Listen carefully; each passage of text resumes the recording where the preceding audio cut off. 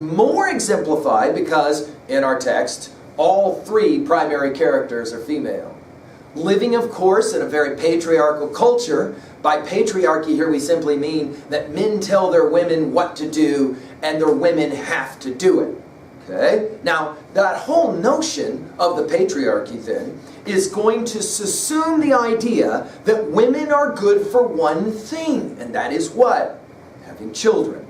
So let's parse out now what's going on with the whole thing of the legs. Right? By the way, this important idea about the question at the bottom of 87, let's just read the last sentence of page 87. You see how neither way of hearing me out can encourage me to express my thoughts too often. That's the point. What's the first word of the story? They. And what is it that's the point that's being made? They don't need to hear your thoughts. Why? Because you are a female and you are a child. Keep your mouth shut and do what you're told to do. Notice that in our story, though, the father is relatively silent. Did you notice this? It's really the mother and the grandmother who are now going to engage in the other conflict of the story. If the first conflict of this text, and by the way, what would we call this? This would probably be referred to as another narrative essay, right? That is to say, it reads like a narrative essay. You have the sense that this actually really happened for this young girl. Maybe not, but we have that sense anyway, right? Notice on page 88 then, I've had students that are just shocked by this. The whole tension for the rest of the story is Aidoo's legs. What's up with her legs? There's something wrong with her legs. What are you talking about wrong with her legs? Jot down, what are wrong with her legs at level 1? Just jot it down. What are wrong with her legs at level 1? I've had students that say, are you serious with me? They are what? Too thin and too long to be able to provide for childbearing. What? Childbearing? What are you even talking about? Childbearing. In other words, she's not going to be a good mom because her legs are too long and too thin. I'm sorry, what does having legs have to do with having a child? Well, when you get pregnant, you get heavier. And so you have to have stronger legs to be able to hold your body up. Wait a minute. Didn't we just hear from the very speaker of the story? She is 7 years old. And we're having a debate about her legs not being good enough to be a mom. She is 7 years old. And already in this culture, the central concern is, I don't know if she's got the right legs to be a mom. So let's jot down. If the first conflict is a young lady who wants to be able to speak her mind and have adults who either just completely ignore or laugh at her, which one's worse? She says, I'm not sure. But either way, she says, it makes me not want to talk. If that's the first conflict, the second conflict, of course, is a more fascinating one. This is an external conflict. You could argue it's character versus character because of the debating that goes on, but it's probably more character versus an idea, right? Well, what is that idea? Well, in a culture where young girls are only understood to be born so that they can have births. Well, let's write that down. The understanding in this culture is females are born so that they can give birth. They grow up, they become mommies, and they have children. Hopefully lots of children. The concern, of course, right away is her legs. In other words, let's put it in our notes this way at 2b. The legs in this story become a powerful symbol.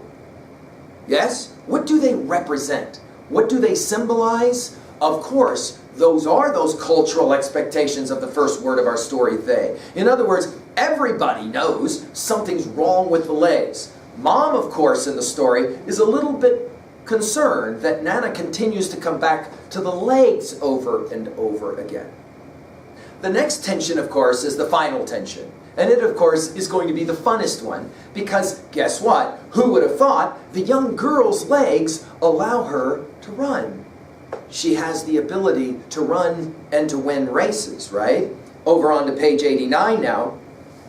We hear it twice, right? A woman must have solid hips to be able to have children, and you have to support those solid hips. 2 times it's said, of course, here we go on page 89 and following, the whole idea about starting to look at the legs. And she becomes, let's write it in our notes, self-conscious. This is an interesting idea. Many children are not self-conscious about things in their own appearance until an adult points it out to them. Why? Because children don't make those kind of discriminations at all. Jot down at 3B, in your life, were you ever made self-conscious by an adult or somebody older than you pointing something out to you? Right? So for example, you just had ears. You didn't know that they were something special until an adult pointed out, well, those ears are fairly large, aren't they? Wow, they remind me of that Disney movie, Dumbo, with the cute little elephant. How sweet is that? Your ears are so cute. And all of a sudden, there you are, looking in a mirror at yourself going, dude, I got big ears. What's up with my big ears? Now I'm going into public trying to keep them under a hat or something. Bizarre. The way that adults can pass on insecurities to children by a simple comment. And let's point out, most of the time, this is not a negative comment. Although in our story, it seems to kind of be a negative comment. What is the young girl supposed to do with the idea, your legs are too thin? I don't know if we're going to be able to get you married off, and I'm not sure you're going to make a very good mom. What's a young girl supposed to do with that at 7 years old? And yet, that's the culture that she's in. Then, there is the running. On page 90. Running with our classmates on our small sports field, winning first place each time seemed to me to be anything about which to tell anyone at home. This time it was different. I didn't know how the teachers decided to let me run for the junior section of our school in the district games, but they did.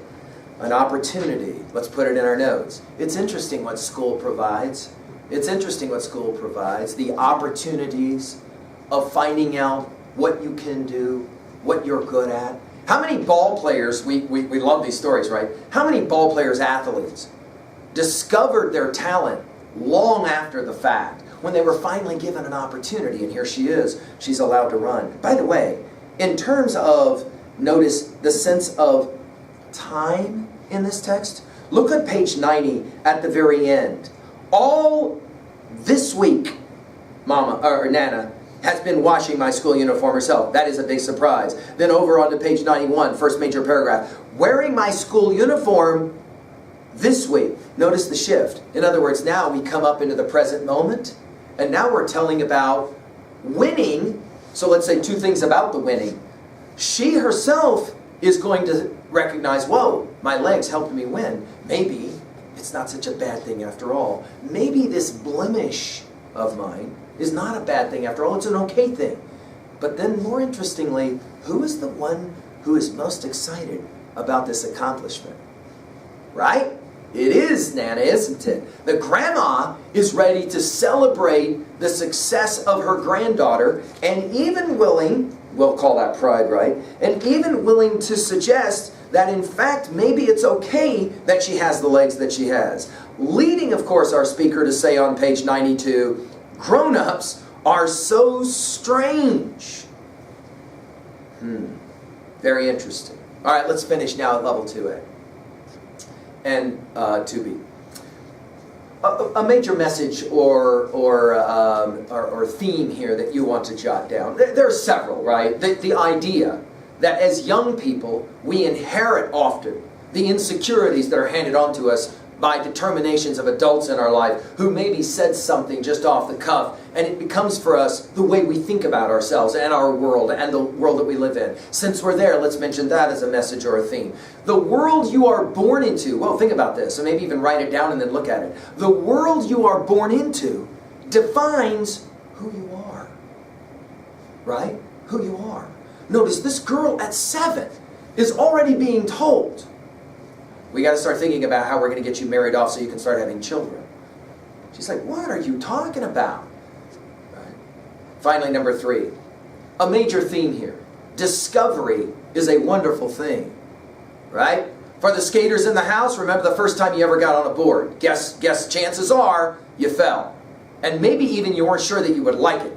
And yet, you found that this was an extension of who you were. Right? You enjoyed it. Or, for example, the ball players in the house, the first time that you, for example, had any contact with the sport that you can remember, right? So in large measure, we kind of discover who we are. And that is part, I could argue, of the high school experience for freshmen. Think about it as a freshman. There's so much about the experience of being a freshman and moving into high school that is about this self-discovery. And we see this, of course, played out here. Let's jump to 2B really quickly. Obviously, we've got point of view and first-person point of view, right? Let's talk, though, for a second about cultural comparisons now as we go forward, and the ways in which this story plays a game. We got symbolism going on with the legs, right? The challenge of a cultural expectation, we might say. When we jump to 3A and we compare the two texts, let's do that really quickly. What do you see as similar in those two texts in regards to the understandings of expectations for young girls in the two societies? In one, a young girl who's forced to move to Cincinnati. In the other, a girl who has to live in a culture where by the age of 7, we're already thinking about the children that she is going to bear. Notice the differences in freedom. Write that one down, right, between the two stories. In our first story, Checkouts, the girl is free to basically make her own decisions. For example, at the end of that story, she's standing in line ready to go to a show with the guy that she's into at the time. You don't have a sense that the parents demanded who that guy would be, do you? Right? You have a different kind of feeling there. Here in this story, you have a sense that this young girl, already the expectations are placed on her, culturally speaking, because she is a woman. The expectation is all she's going to do is grow up and have children, raise children. But then all of a sudden she has the opportunity of freedom through the running. And that gives her an opportunity maybe to get on with her life and to do something other than what is expected. Notice about both of them. Both of the female protagonists in our two texts, notice they are both spunky. They both have their own opinions. They don't want to be told what to do. Jot down at 3B, do you know any young ladies like this? Let's ask a couple of questions at 3B to finish up now. The power of a young woman who says, I will not be defined by my gender. I will not be defined by expectations within a culture. Think about how provocative an idea that is. Do you think that that's changing now? Do you think that it is the case that young girls at Worland High School are treated equally as young guys? For example, are girls' sport teams followed as well as boys' sport teams? Are they equal in their understanding, or is it still a disparity of a kind? How about this question? Both of these texts challenge the reader, you, to consider the idea of when you tell people, adults, what you're thinking. Why is it so hard to live in an adult world? And as you begin to move out of middle school into high school, you begin to gain your own voice, your own opinion, your own views.